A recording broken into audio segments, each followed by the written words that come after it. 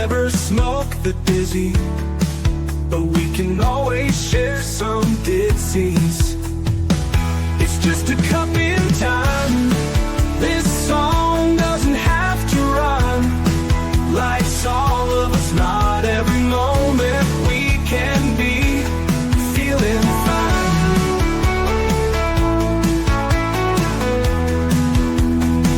I wanna share a moment, just a second if you will, maybe even a cup of thrill. We could share this performance. It's tea time, come sit with me. Well, welcome guys, Miss Liz back in the house, and we had an incredible afternoon this afternoon with Isabel Reddy, and she shared her book. And tonight we have Cevin in the house, and we're going to be serving his tea and a couple of his books. I'm going to pop those up during the live broadcast. But before we get started, you guys know how Miss Liz rolls. Get over to all those platforms: Facebook, Instagram, LinkedIn, TikTok, all those good platforms. And also check out the podcast apps, because Miss Liz is on those as well. So Spotify, Listen Notes, Podbean, all those good notes, and give those a like, follow, and subscribe, and get these tea times out there, because they do help the guests, and they do help somebody who they resonate with, or maybe looking for a book to read or a story to hear. So let's get started with disclaimer and then a beautiful intro, and then we're going to get Cevin in here, and we're going to spill his tea. And his tea is subversion, liberation, and relevation. That is the tea we are serving tonight for everybody in the house. Disclaimer for Miss Liz's Tea Time live show. Miss Liz's Tea Time is a global platform dedicating to sharing real life stories, diverse perspectives, and meaningful conversations that inspire awareness, healing, and connection. I'm Miss Liz is going live using StreamYard. Before leaving a comment during the live broadcast, please grant StreamYard permission to display your name at StreamYard.com. Please be advised that all the content brought forward during any Tea Time show is presented in good faith. However, discussions may include opinions, beliefs, and perspectives that do not necessarily represent the views of Miss Liz or the Tea Time platform. Information shared by guests is based on their own experiences and is perceived to be accurate at the given time of airing. All guests, viewers, and participants are responsible for using their own good judgment when considering any action or decision that may relate to these discussions. Some episodes may cover sensitive topics, including but not limited to trauma, abuse, grief, mental health, and other emotionally triggering subjects. Listeners' and viewers' discretion is strongly advised. Tea Time with Miss Liz is an open discussion forum designed to offer insight, inspire awareness, and create connection. It is not a substitute for professional, medical, legal, or therapeutical advice. If you require professional support, please seek assistance from qualified professionals or trusted resources in your area. If you have any questions regarding this disclaimer or the content of the discussion, you are welcome to contact me, aka Miss Liz, directly at bookingmissliz@gmail.com, or check out my link tree at Miss Liz's Tea Time. By choosing to participate in, comment on, or view these live shows, you acknowledge and accept this disclaimer. Your participation is entirely voluntary. I, Miss Liz, welcomes you to join the conversation with an open heart, and if at any time you feel this platform is not right for you, I respect your wishes and decision and welcome you back whenever you are ready. Tea Time at Miss Liz is serving truth and awareness one cup at a time. Well, welcome to Tea Time with Miss Liz, where stories do not just entertain, they challenge, provoke, and make us think a little deeper about the world we live in. Today's guest is not afraid to break rules, stir minds, and turn expectations upside down. Please join me in welcoming Cevin, award-winning filmmaker, author, musician, academy, and creative force behind the Rumpelville Chronicles, a series of satirical illustrated books that may look like children's stories on the outside, but are absolutely written for grown minds.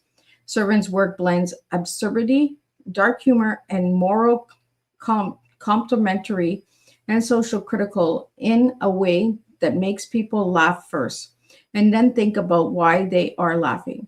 Through twisted tales, rebellious characters, and unconventional plots, he takes satirical jabs at everything from ideology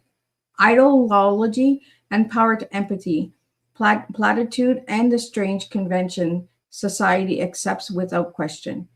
With nearly 20 films to his name, music features on MTV and VH1, 4 graduate degrees from Harvard, and a creative career built on questioning systems and challenging norms. Cevin brings a voice that is fearless, irrelevant, and impossible to ignore. So grab your cup and lean in. Today's tea time is about satire, storytelling, and why sometimes the strangest stories tell the deepest truth. Let me get Cevin in here. Let's spill some tea. Welcome, Cevin. It's pronounced Kevin, but yeah, thanks. Oh, Kevin. Yeah. Oh, I would have never guessed it. I see with the letters. Well, look at that. Yeah, no Kevin worries there. Solon.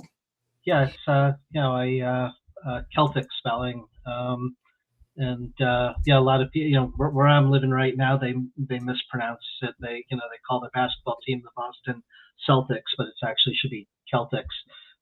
So a lot of people aren't familiar with the hard C there, but I appreciate you having me on the show, and I think it's great you've got your own theme song. That's kind of impressive.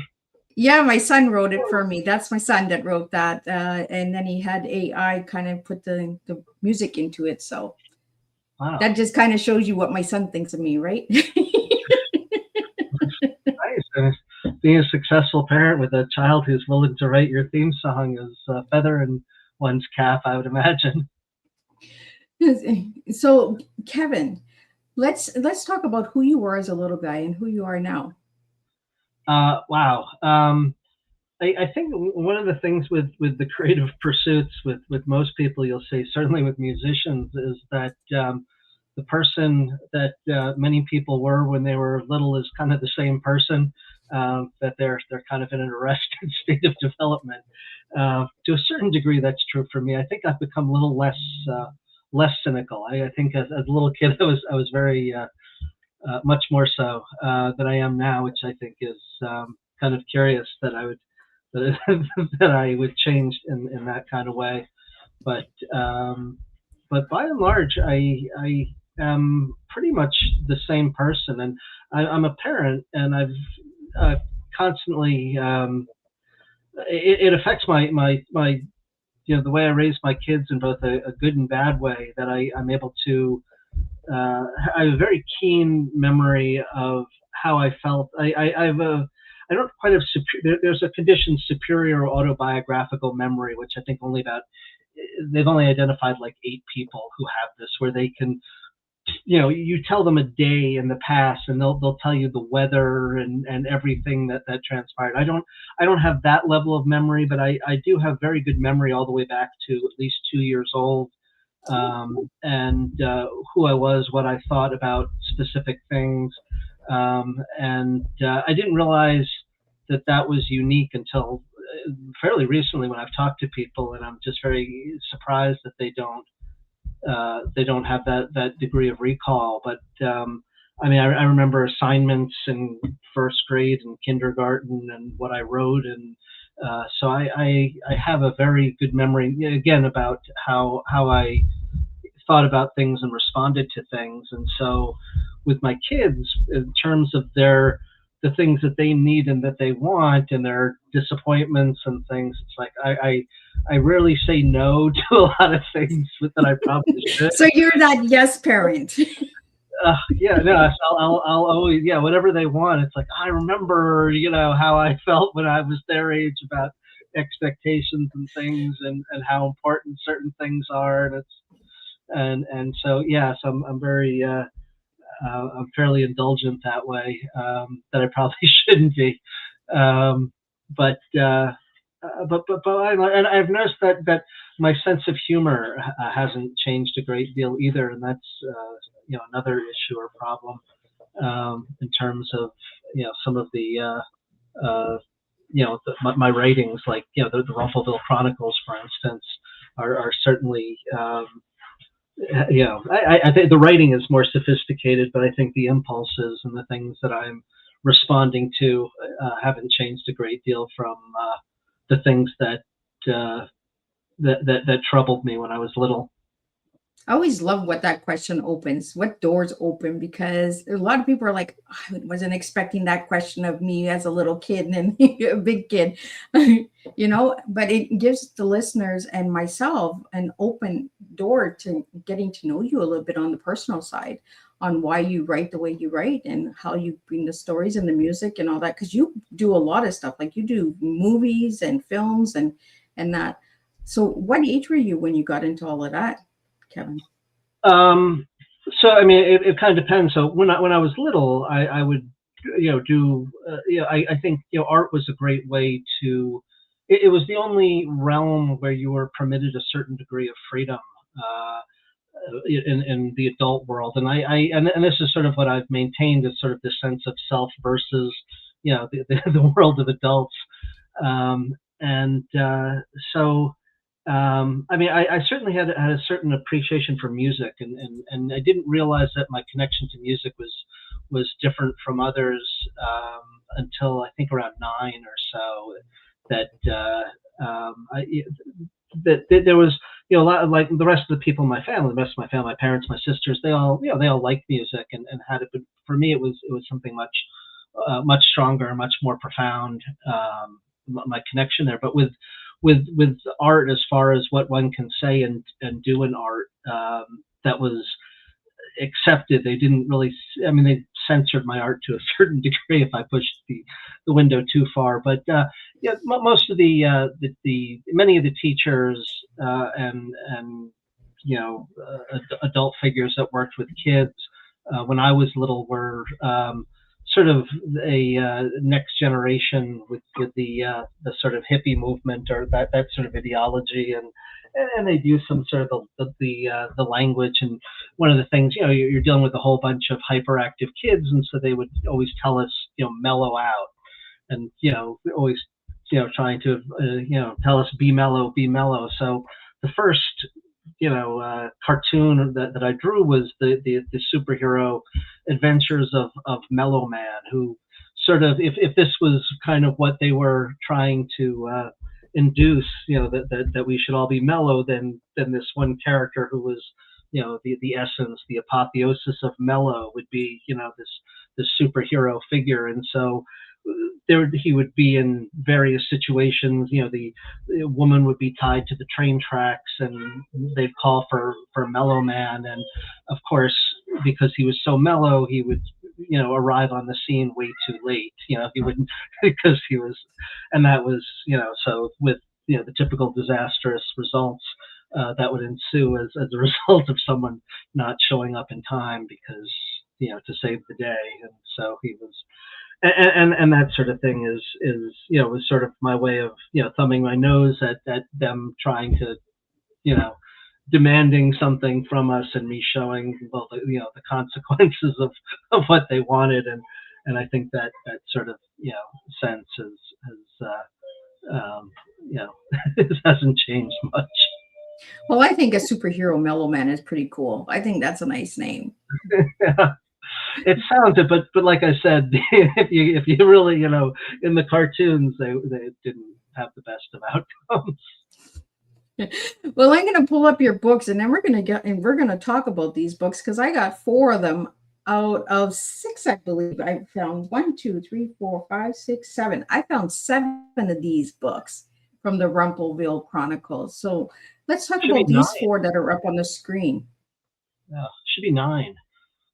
There should be 9. I found 7 on the website. Okay. Oh, huh. Yeah. So, the concept there was using, again, I think it sort of perfectly ties into your introductory question about the mind of a child. And so the books all have the illustrations and the sense, like, oh, these are kid books, but there are a few that are okay for kids to read, but they deal with more serious issues, and they're the appearance, the distance between the appearance of these sort of friendly kid books and sort of the heavier subject is kind of, that tension there is sort of a lot of where the humor comes in, but they're still so they're meant to be funny, but they, at the same time, they introduce issues that relate to general human foibles, are all of our shortcomings, and the ways that we're petty in some ways, and the things that we can't quite let go of, and the things that kind of keep us from that make sure that we're neurotic and unhappy when when we could and should be otherwise. So, Kevin, what inspired you to create the Rumpelville Chronicles, and why package them like children's books for adults' minds? So yeah, it's a great question. For me, I love the artwork. There was this one artist, James Flora, who's a children's book writer, and he did my favorite book growing up was Sherwood Walks Home, because the artwork is just so gorgeous. It's sort of, they're kind of meant to be like postmodern Aesop fables, where there is a sort of there is a message sort of buried there, but it's not direct, and it's they're relatively short and easy to read, and it's sort of the distance between some part of it is it's unconventional. It's just an approach that just isn't done, having those sort of sophisticated themes in this kind of presentation. But they're plot driven. They're easy to read. The artwork, like I said, is gorgeous. I didn't do any of the artwork. I had ideas and concepts for the art, but I worked with talented artists, so I can say all sorts of wonderful things about the artwork without coming across as as egotistical. But it's they're meant to be funny. Part of it is the humor, but part of it is also that the distance between what one was told when one was little and the way the world actually is in some ways. But even the way the world actually isn't presented in a way that's definitive. Everything is ambiguous. There isn't anything that's sort of conclusive, other than that all people are fallible creatures. Well, Kevin, your stories are absurd, funny, and often violent. What is it about absurdity that helps people see truth more clearly? I think only one of the stories is violent, and it was meant to be a commentary on violence. So I made it sort of over the top, because I don't like horror movies. I'm very disturbed by violence. I find violence very, very troubling. But I wanted to kind of draw attention to that. The absurdity is, I think it's only the plots are absurd, but the characters within them are not. And I think it's more how do people, and people are absurd in the ways just are naturally absurd. So it's kind of how would a person respond to an absurd situation, and that sort of, I think, is a way that gets into the essence of humanity. We know how we respond to things that are every day, and if you're confronted by a situation that you have nothing to rely on in terms of past experiences, how you respond there is very revealing. And so it's a window into the essence of of our souls in that sort of way. But with a good dose of humor, because of the absurdity, and the humor kind of makes everything palatable, especially if the subject matter can be edgy in that sort of way. Well, Kevin, the world is so crazy, right? It's absurd, right?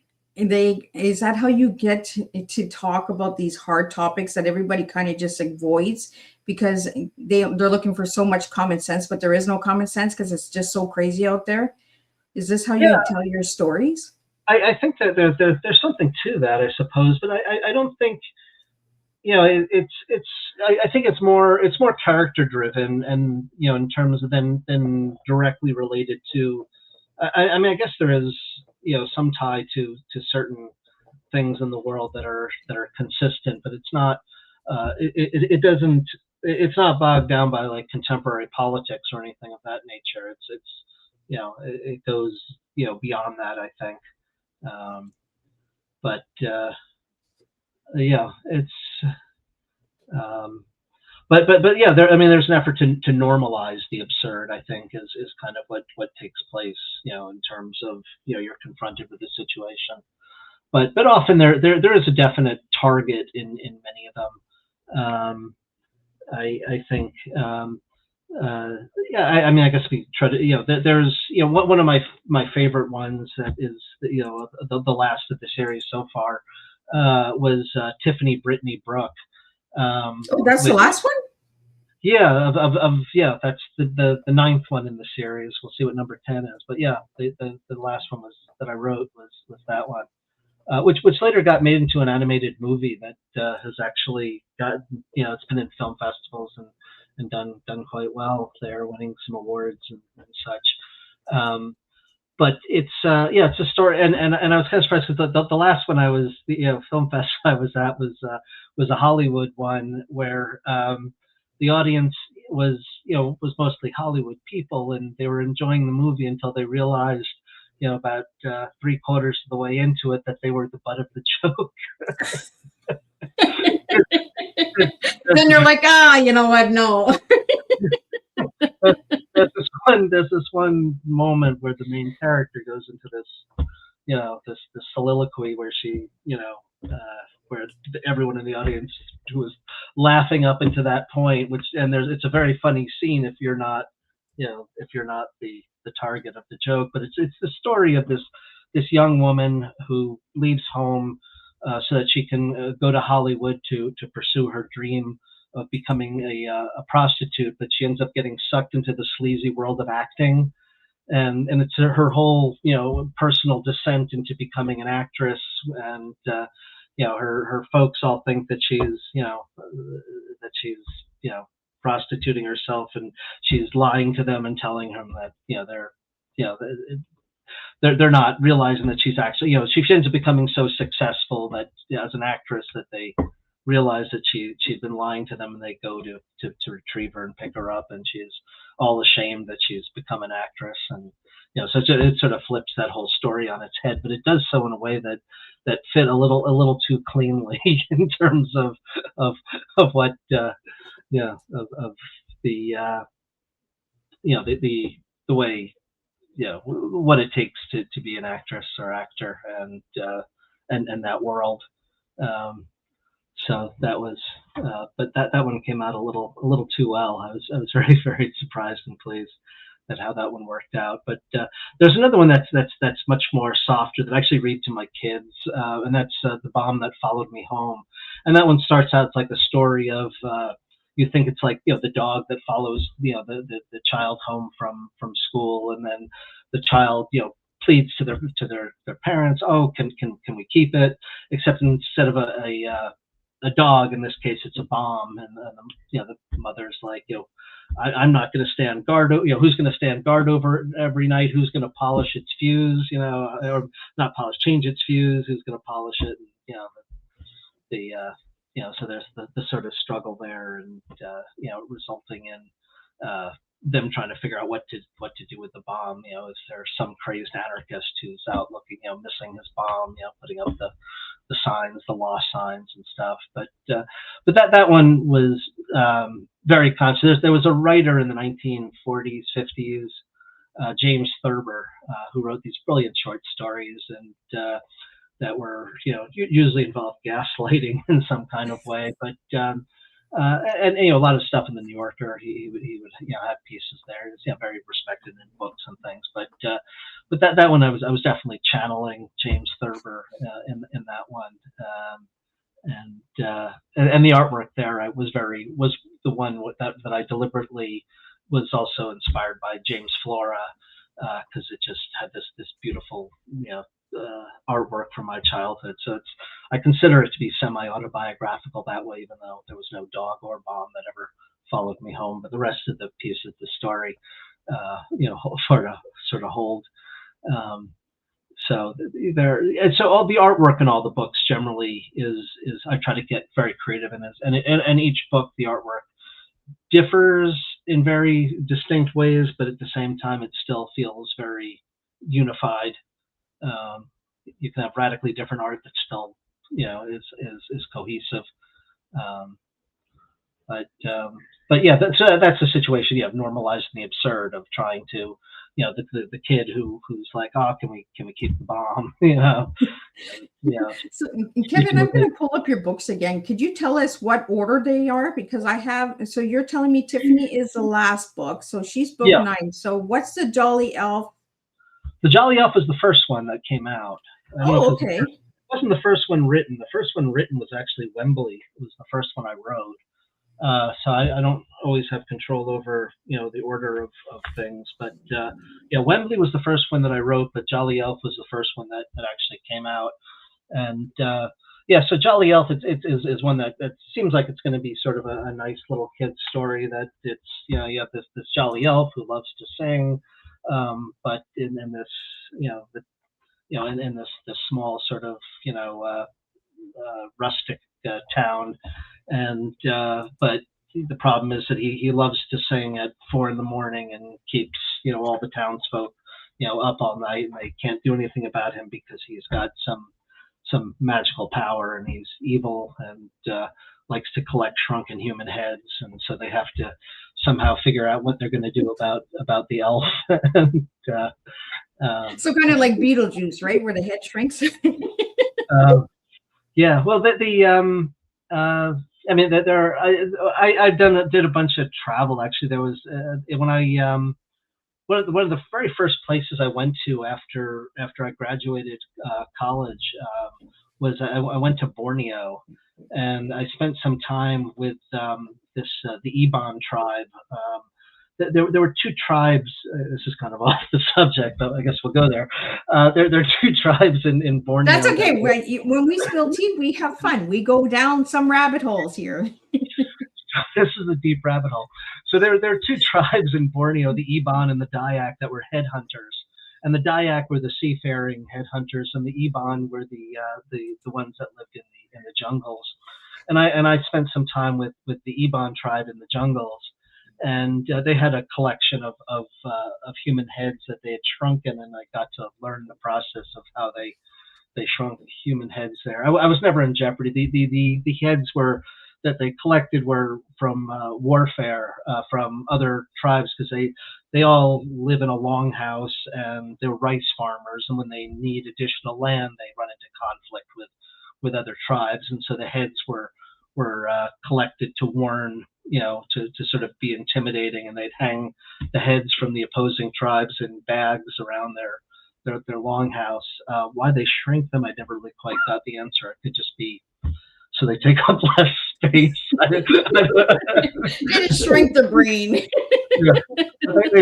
They boil them in some giant cauldron with I don't know what leaves and stuff are in the cauldron, but enables the skin around the skull to loosen, and they use some bone to get the skull out. And so the shrinking is really just because the skin doesn't have the skull in there.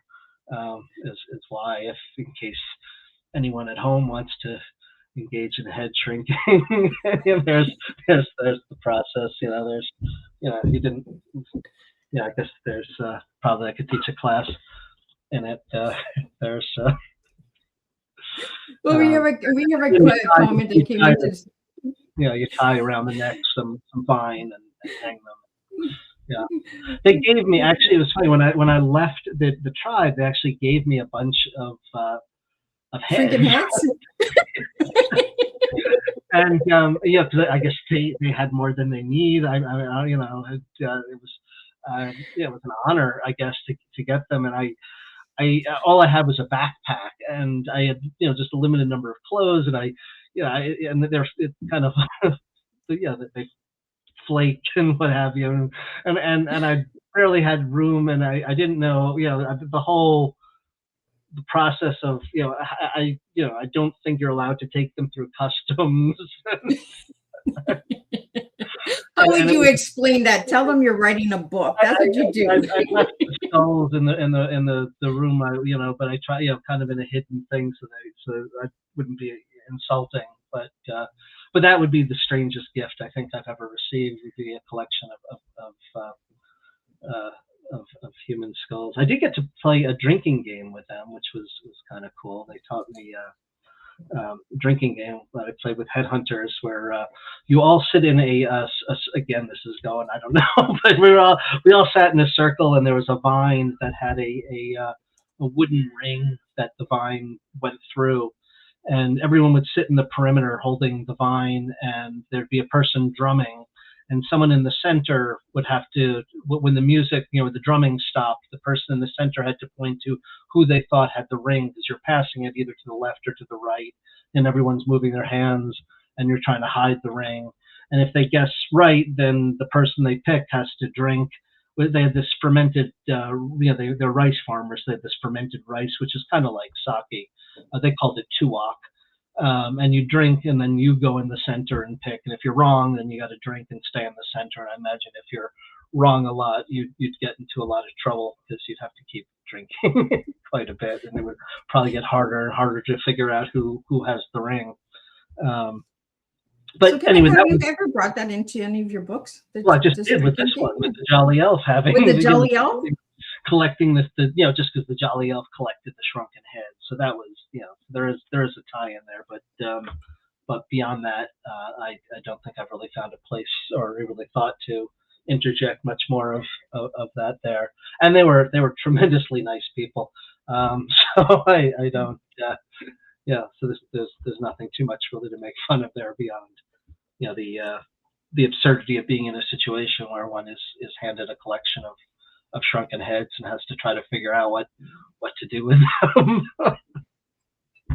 Well, I didn't think I would come to the table tonight and talk about shrunken heads, but you know what? That's what I love about my guests. My guests always open up new doors and avenues and rabbit holes, and that's what's fun about tea time. Kevin, I want to get back to your book, because we have some questions that are coming in and some comments that are coming in the studio, and we had one that I popped up, and it says, "Wow, this is a powerful conversation. What inspired this topic?" I don't know what inspired this topic, Kevin. Well, I'm not sure quite which topic, but if we're talking about the shrunken heads, then it had to do with just that the Jolly Elf, it starts out like he's, like a typical children's book, that it's a story of a Jolly Elf, but the Jolly Elf is actually criminally insane. And so then the townsfolk have this problem of how to get rid of this magical Jolly Elf that's, keeping everyone up all night. And so so the mayor reaches out and tries to find some knights who can vanquish the Jolly Elf, but the mayor, then negotiates the cable TV rights, and all of the advanced publicity and programming ends up alerting the Jolly Elf of this pending battle, which is sort of a mistake, and it goes down that path then. So it's but yeah, that was, I think, where the heads come in. I'm sure in the other stories there are references. In the bomb that followed me home, for instance, I guess the poster where the mother is imagining that some crazed anarchist is probably worried sick, wondering where his bomb is. The image of the anarchist was actually this picture of this friend of mine. Mine and the illustrator who was sort of not that he was an anarchist, but he just had the perfect look and appearance for that. So there's definitely these subtle interjections of from my past that makes its way into the different stories in various ways. So there's that. So Kevin, we have a question here. The Rumpelville Chronicles sounds fascinating. Where can I start? So what's the first book? Oh gosh, which one to start with? I'd probably start with The Bomb That Followed Me Home. I think that's a good start. I know a lot of people like the Jolly Elf. There's The Land of Plenty has probably my favorite artwork. Eldwin, I think, was probably the first one that leaked out. There's another one, Boris the Dog, which is the one which was the criticism of violence, actually is probably got the most attention because it was it got picked up. It was this close to being the replacement for Beavis and Butthead way back in the day when that first went off the air. MTV was on a roll with animation, or thought they were going to, because Beavis and Butthead was so successful. So they picked Boris the dog to be the follow-up, and it did end up airing on MTV, but it didn't become the whole series that it was supposed to, because they decided to go in the direction of reality television and kind of phased out their animation department. So that was kind of unfortunate, because it would have been the gotten out there right before South Park, and it was similar-ish in its irreverence to South Park. But it's a funny story, but it's very disturbing. So you need a good you need to really take a step back from that. You got to play the drinking game first to understand the story. Yeah, but it did air. It did air on MTV. There was this great animator, Bill Plimpton, who you might have heard of. He was actually the one responsible for bringing it to MTV. It showed at Sundance Film Festival, and with the shorts there, and Bill Plimpton just adored it and brought it to them, and so big shout out and thanks to him for that. But so that one got some recognition. So Kevin, how many of the Rumpelville Chronicles have been made into animated cartoons or movies? Or let me see, Tiffany, Boris, and it might just be those two. I'm trying to think if there was a third. I feel like there was a third, but I know Tiffany, Brittany, Brooke, and Boris were made into animation, but I keep thinking there was a third one. So how did that feel to see your books turn into animation? It's amazing seeing it, things like that come to life. It's just a different medium. You gain something, you lose something too. There's you kind of fixate on the things that while you appreciate some parts to it, you kind of fixate a lot on what's lost too. There's something in a book that just can't be translated to film. And that's the downside. So it's mixed. It goes both ways. So Kevin, what do you think is missing from today's children's literature or even adult storytelling? Wow, what's missing? There's this guy Mo Willems. He's wonderful. My goodness. I wish he was. He had been writing when I was little. His works are really great. And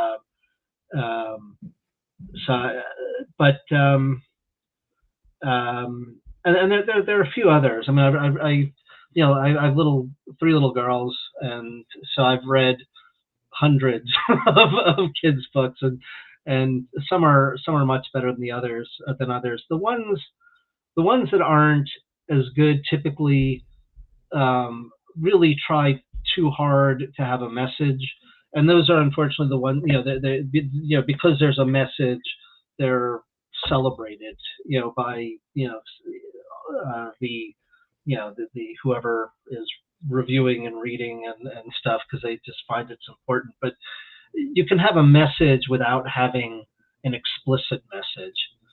So if the message is explicit, it's not. It's a failure. So I'd say that's sort of the biggest problem with when it comes to children's literature. But you just need really good characters, and Mo Willems in particular has his characters just with very little effort they just really shine. I have a long list of books that I don't care much for, but it's more fun to talk about the ones I like. Adult literature, there's a lot of really great writers out there right now, and I think it's easy to sort of lose sight of that, because a lot of the bigger names, from the early from the early 20th century, where you really hear the greats, F. Scott Fitzgerald and William Faulkner and people like that, where they just have a real presence. I think maybe there's just more.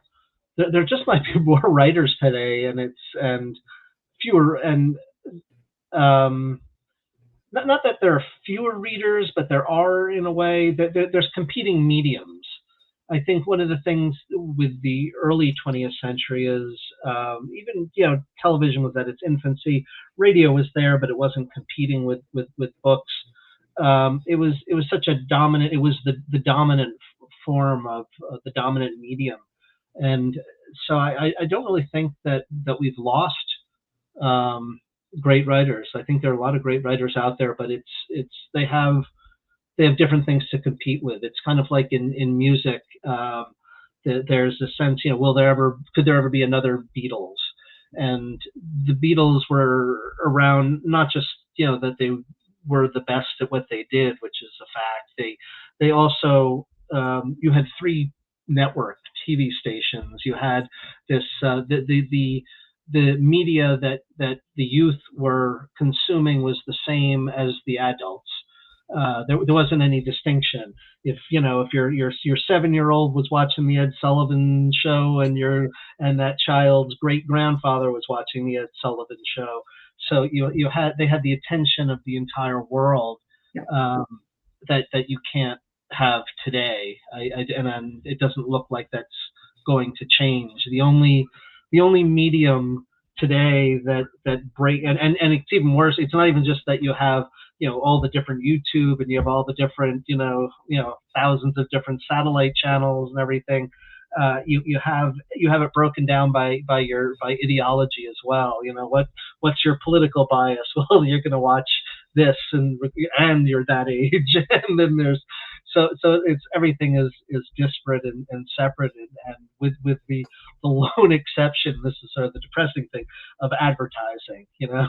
Everyone knows Coca-Cola, everyone knows McDonald's, and and that's what the whole point of Tea Time is, right, Kevin? Is getting the people that are in the background that are doing amazing work. Like you said, there's amazing writers out there that are not being seen or heard or read about because there's so much in the pool, right? And that people are not getting seen and heard. And that's why I opened this floor for Tea Time, is to get these people that are in the pool that nobody is seeing, right? I'm going fishing, and I'm finding you guys, and I'm bringing you out, and I'm saying, here, check this fish out. Yeah, that's awesome, and that's precisely correct. And it's and it's creators are reliant on people like you to curate and to say, hey, this might be worth checking out, and let's draw attention to that. And that's also part of what we have now. It's not just that that you've all this competing media. You don't have gatekeepers anymore. You have so much open forum, and open forum is great in the sense that everyone who has a voice can get out there, but without the curation, it just becomes a sea of white noise. You don't have, you need forums like Tea Time. You need, people to say, hey, let's check this out. This might be of interest to some people, and that's remarkable and amazing, and just absolutely necessary.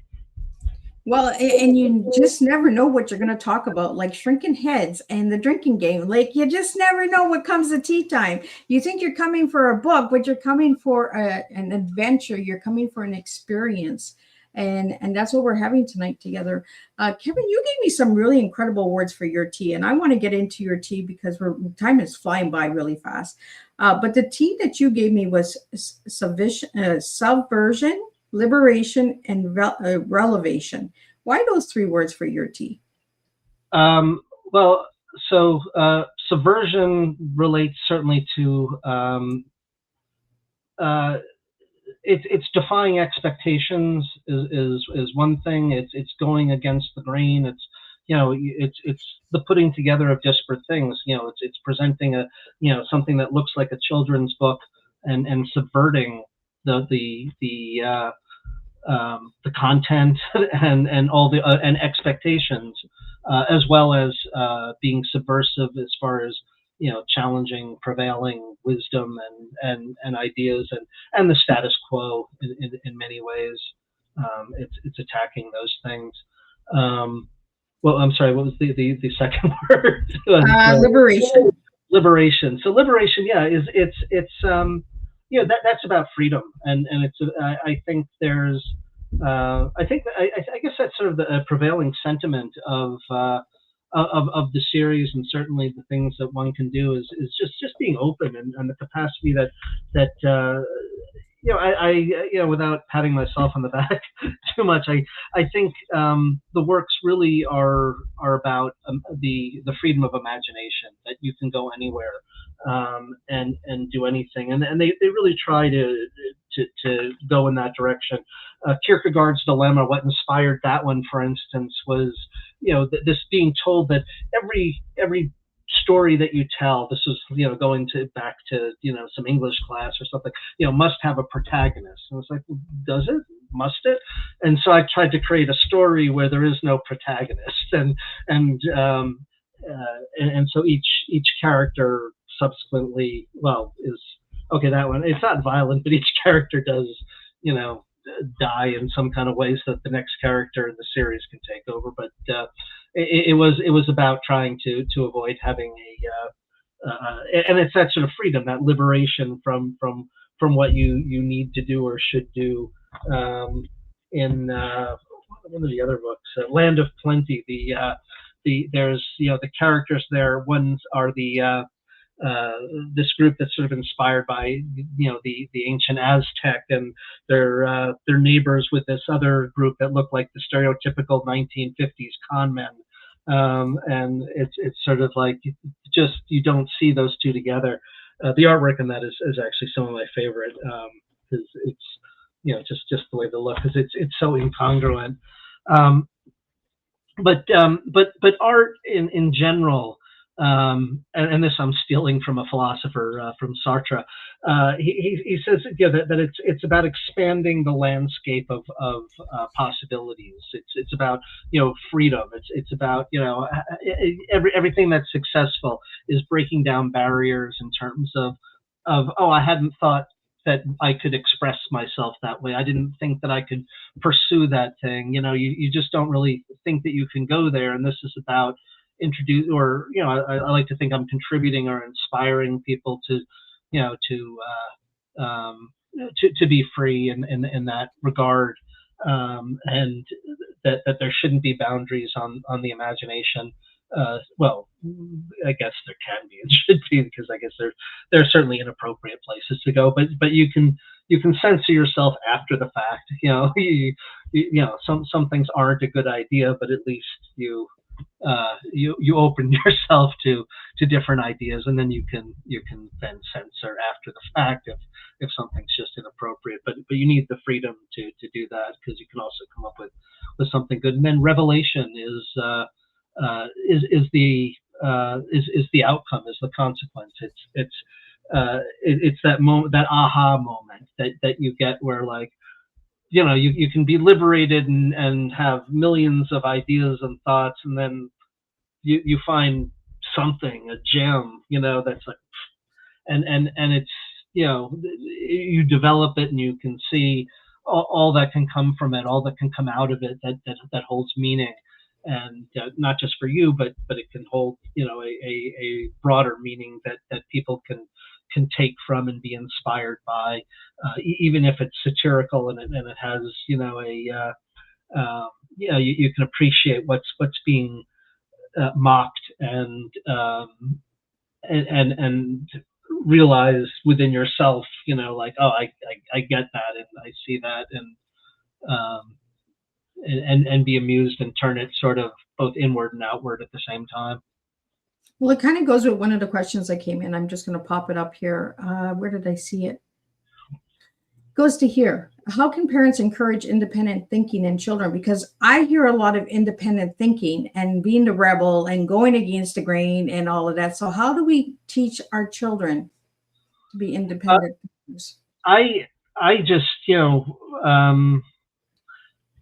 with my kids, I love their, the questions. And when they ask a question, it's not that there aren't stupid questions. There are, you can talk to your IRS. Isn't it time you audited me? That would be a stupid question. So there are stupid questions, but there are brilliant questions, and a lot of times the asking of the question um, is more important than the answer, only because there's a lot of things that we just don't have the answers to.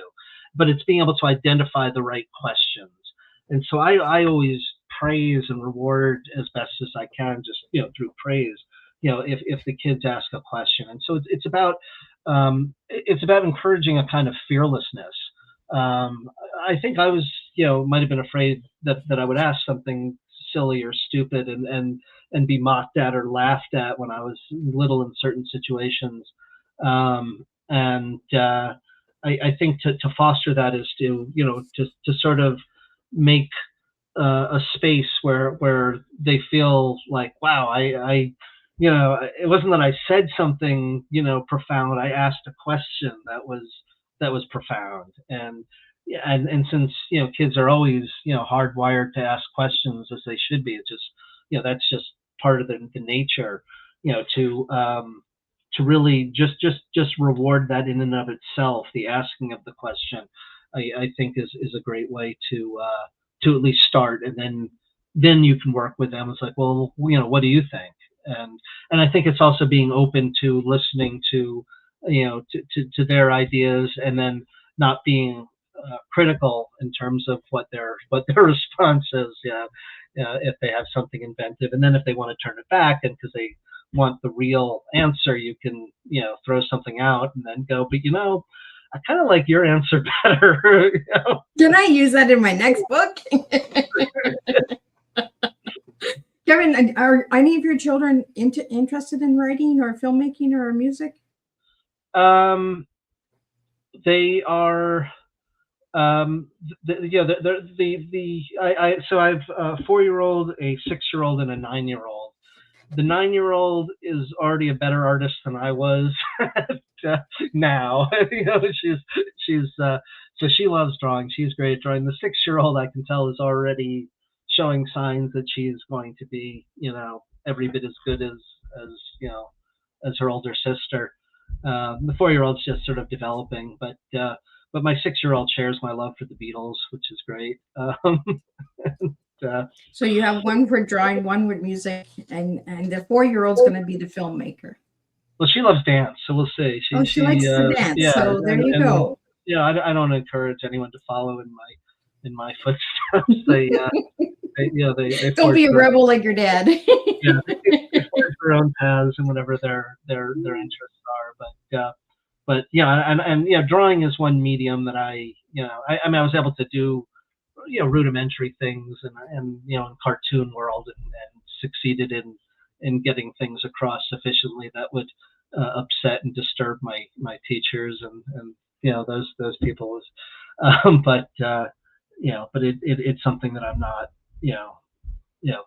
don't have quite the skills. So it's wonderful seeing them develop those skills that I didn't have. I appreciate that much more than if they go down the same path as me. But she started doing some acting too, so we'll see how that goes. She's already been in an extra in a film. So well, there you go. See, you're setting an example for the children. You're being a role model. So they're looking at their daddy, and they're each one's going into a different branch. There was one. There was a film that I did on the education system called The War on Kids, and there was one student who ended up sort of featured in that film. I followed him around for a couple of days, and I think he might have. He was phenomenally charismatic. I mean, the kid's got or he was not a kid anymore, but he just insane amounts of charisma and insight, but the conventional structures just weren't designed for someone like him. And happily, he ended up, I think, because of me, or I think he said so as much, he ended up going into film and has, become, it really, found his niche there, just phenomenally talented, and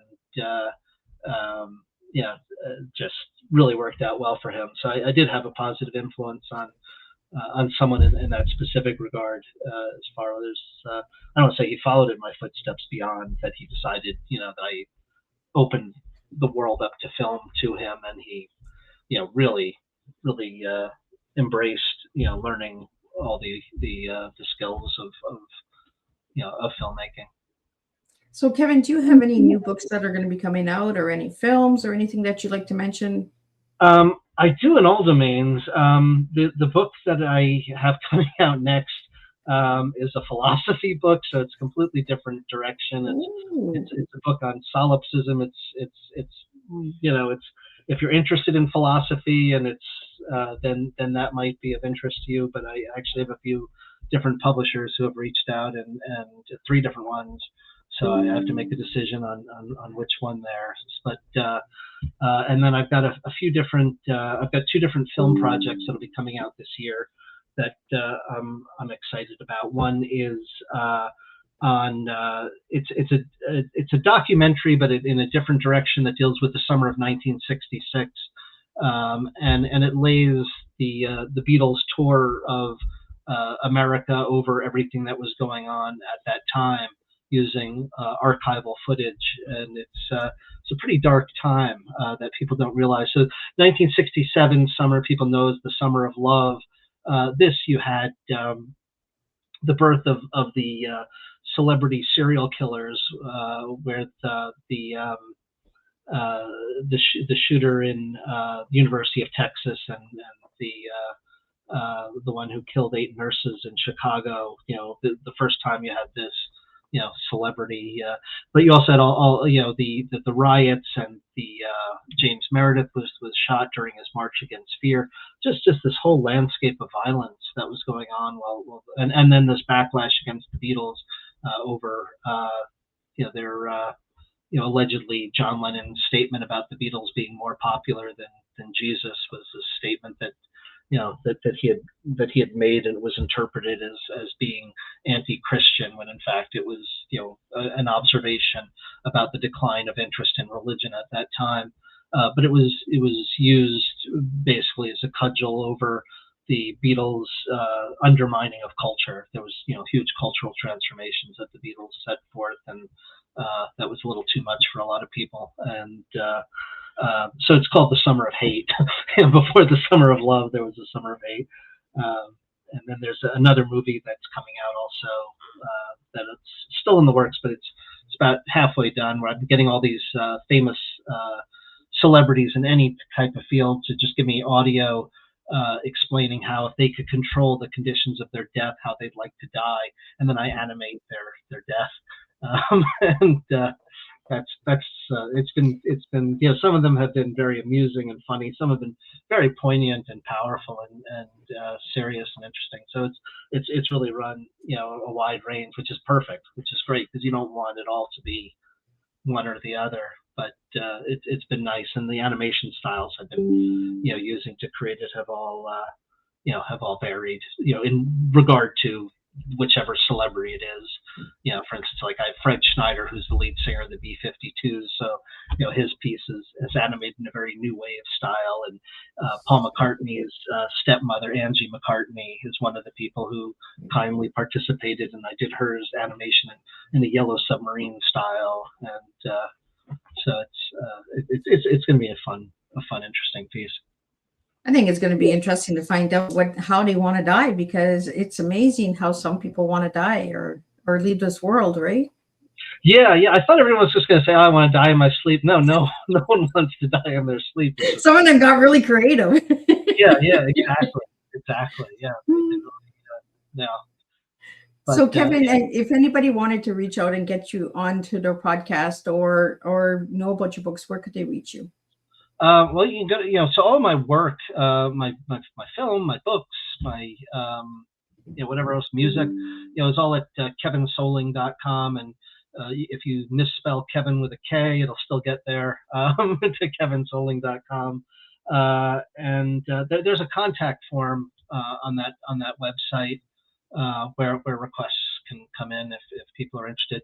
But there should also be links to Amazon or Barnes and Noble or whatever, as far as if people are interested in the books, where you can order them, or go to your bookstore and tell Baker and Taylor to send them to the bookstore if they aren't already there. Hopefully they are, but if they're not, they'll be able to order them because it's being through the normal book distributors. And Kevin, what's your final message for all the listeners tonight?